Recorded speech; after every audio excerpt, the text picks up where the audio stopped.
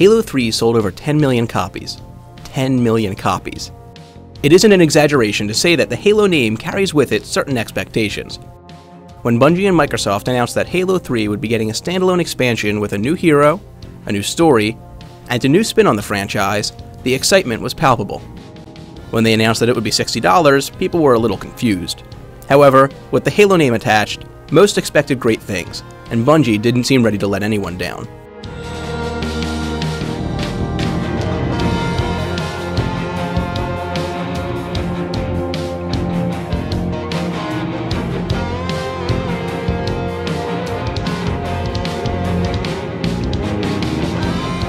Halo 3 ODST takes place during the events of Halo 2, beginning with the UNSC's orbital drop shock troopers being dropped into New Mombasa to launch an attack on the assault carrier of the High Prophet of Regret.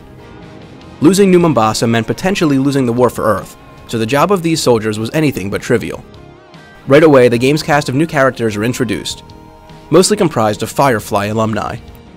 Gunnery Sergeant Edward Buck, the leader, voiced by Nathan Fillion, Corporal Taylor Dutch Miles, the heavy weapons expert, voiced by Adam Baldwin, Private First Class Michael Mickey Crespo, voiced by Alan Tudyk, and Lance Corporal Kojo Romeo Agu, the sniper, voiced by someone who wasn't on the cast of Firefly.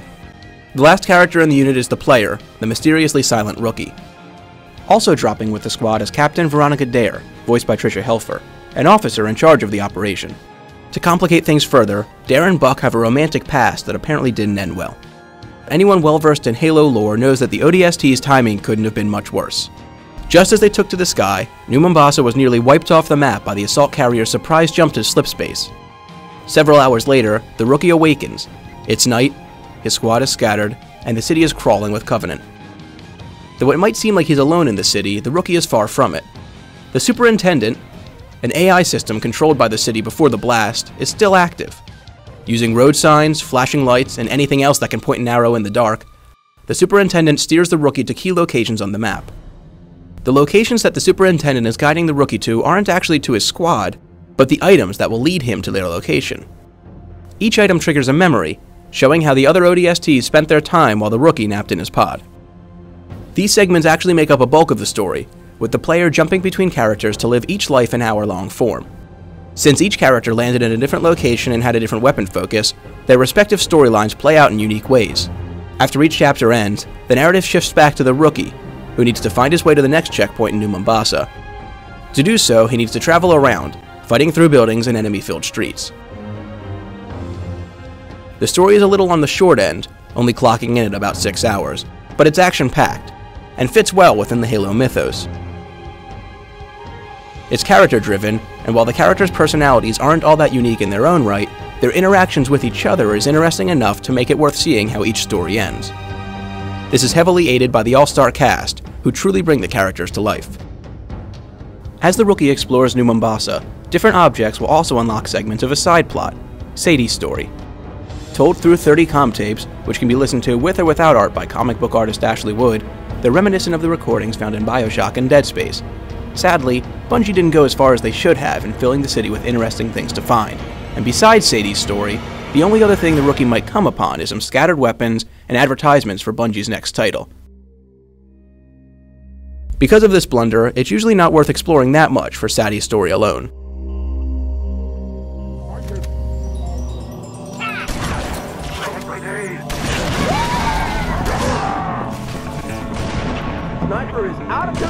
In Halo 3, you were the Master Chief, the last Spartan, a 7-foot-tall, 1,000-pound monster.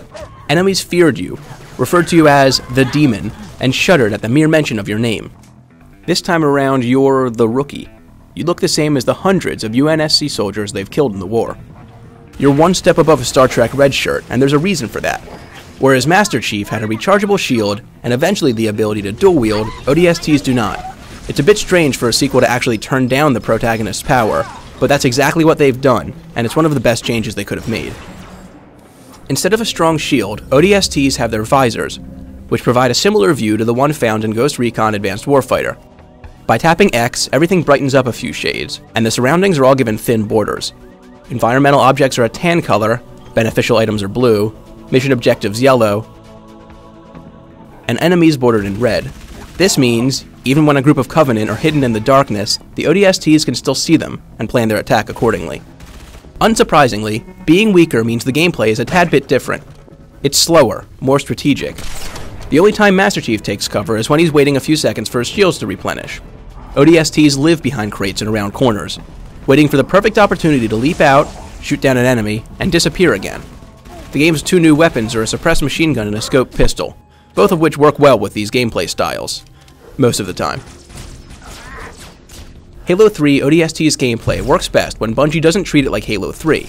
This means guerrilla warfare and squad-based combat as opposed to the trademark run-and-gun. Most of the game follows this, and there's hardly a time, aside from playing as the rookie, that the characters are alone. Sadly, unimproved from Halo 3 is teammate AI, which is about as brain-dead as it ever has been. They act like set pieces, getting in the way of fire or hiding in corners when things get rough. Even the other members of the ODST are useless during battle, which makes absolutely no sense. Even if they are just for show, having allies on screen helps to make ODST feel different. From time to time, however, Bungie seems to forget that feeling different is a good thing. Early on, there are legitimately tense battles in New Mombasa, requiring the rookie to constantly change positions and move through buildings, scavenging for ammunition and trying to take out one enemy at a time. By the end of the game, it's back to playing commando, riding tanks through aliens and screaming down hallways firing rockets. ODST also suffers from other issues that have plagued the Halo series since the original. Pacing is all over the place, and level design, on the whole, isn't very original. There were missions where room after room looked nearly identical. It feels at many times like Bungie wanted to stretch the length of the campaign out by any means necessary, which meant repeating identical battles over and over again, and fighting redundant waves of enemies. Luckily it's pretty fun, or else it would have gotten old very fast.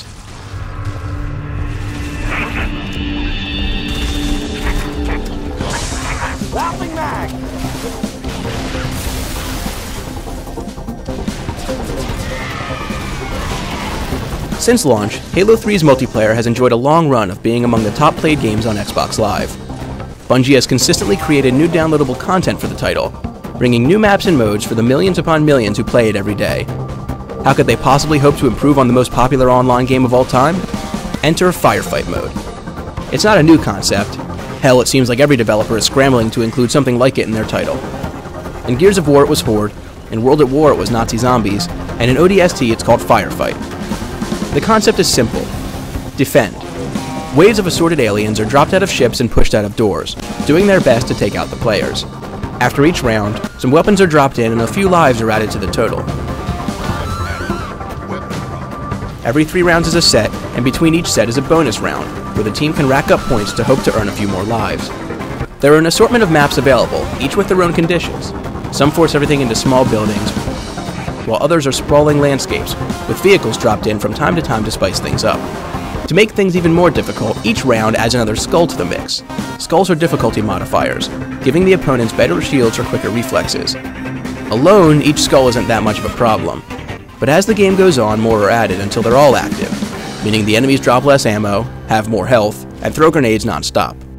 When compared to other games that have the defend and hold cooperative game type, Firefight provides a much different experience. It's not about finding a location and holding out. It's about constantly moving, working together to take out the enemies as fast as possible while earning points. Games can last for hours, providing some extremely tense but entertaining experiences. It's enormously fun, and might be the best thing about ODST. The only issue with the mode, and it's not a problem for everyone, is the fact that there's no matchmaking. The only way to get into a game is to use the friends list, either joining in with buddies or recent players. It's only an issue if no one's online to play, but it's still an issue, and there aren't always optimal situations for getting everyone into a game together. Also bundled with ODST is a second disc, which contains the entirety of Halo 3's multiplayer component, with full Forge capabilities. 3 new maps, Heretic, Longshore, and Citadel, join the 21 previous Halo 3 maps, bringing the total to 24, which accounts for all the downloadable content released for the title to date. Cooperative play of the single-player campaign is also available, which helps ODST feel like the squad-based shooter it should have been all along.